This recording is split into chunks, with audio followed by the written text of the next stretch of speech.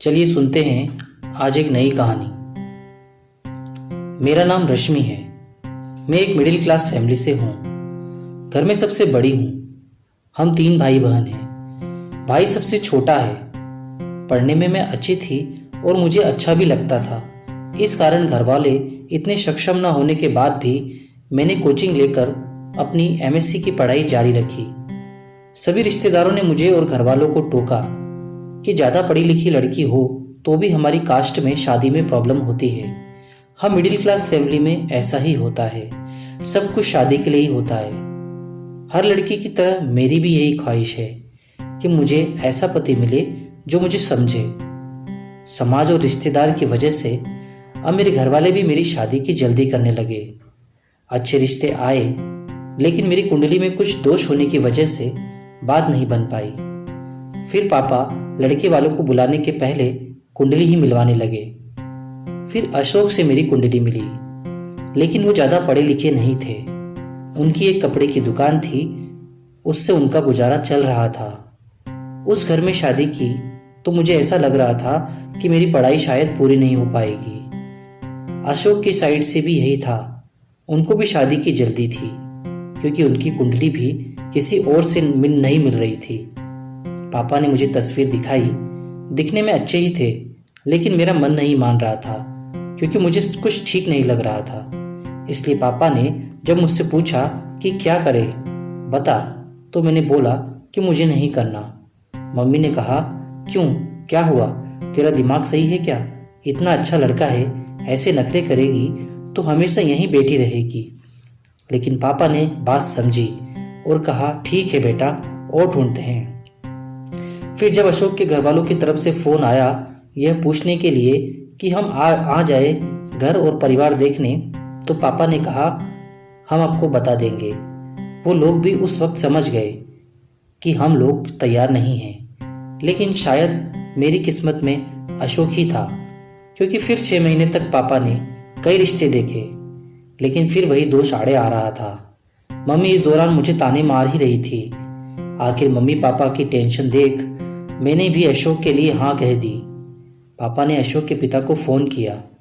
पता चला वो भी अभी तक तलाश में ही थे। पापा ने उन्हें संडे को आने को कहा। संडे अशोक अपनी फैमिली के साथ आया। दोनों परिवार की मजबूरी समझो या नसीब, आखिर हम दोनों की शादी पक्की हो गई।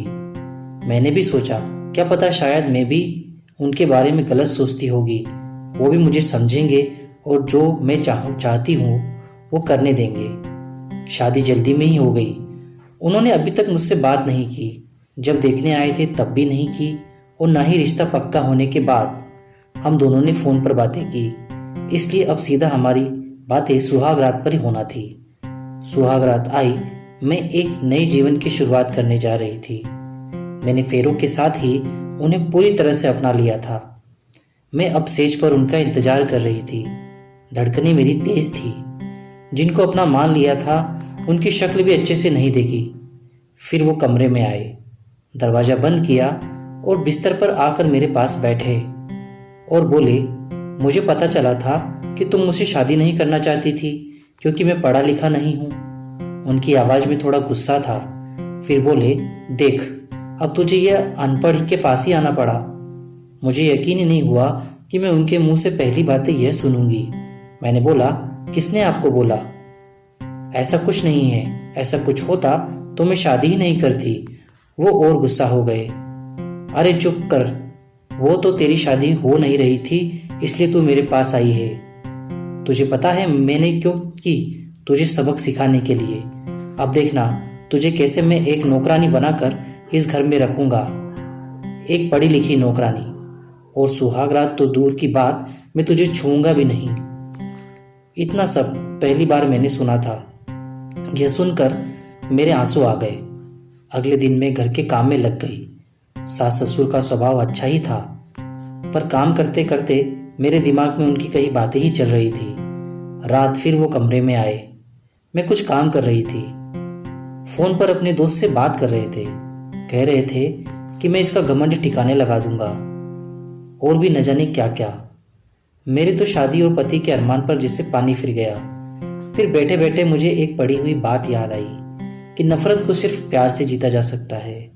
मैंने मन में सोचा कि वो जो चाहे करे उन्हें करने देती हूँ, लेकिन मैं अपना काम करती हूँ। तब से मैं सिर्फ अपना काम करने लगी। मेरे पास कुछ और चारा भी नहीं था। उनका यह सारा खेल मुझे दुखी करने का था, लेकिन मैं इसका उल्टा करने लगी। मैं बेवजह खुश रहने लगी। अपनी सास ससुर को अच्छे से बना के खिलाने के साथ उनके साथ मंदिर मार्केट जाने लगी। करीब 20 दिन बाद ही उनके चेहरे का रंग उड़ने लगा। उन्हें लगा कि मुझे तो कुछ फर्क ही नहीं पड़ रहा है, तो वो इसी बात से दुखी होने लगे। इस दौरान उनके दोस्त से शायद बातें शेयर करना जारी था। फिर एक रात जब मैं कमरे में गई तब उन्होंने दरवाज़ा बंद किया और ज़बरदस्ती मुझे पकड़कर बिस्तर की ओर ले जाने लगे। मैंने अपना हाथ जोर से झटका मार के छुड़ाया। कहा कि उस दिन सुहागरात पर आप कह रहे थे कि आप मुझे छुओगे भी नहीं, तो लगता है आज आपके उस आवारा दोस्त ने फिर आपको कुछ सिखाया है जो आप मेरे साथ ज़बरदस्ती ये हरकत कर रहे हैं। अशोक बोले, मैं तुम्हारा पति हूँ। मैंने भी कहा, हाँ आप पति हैं और मुझसे प्यार कर सकते हैं, लेकिन यह प्यार नहीं है, यह कुछ और है।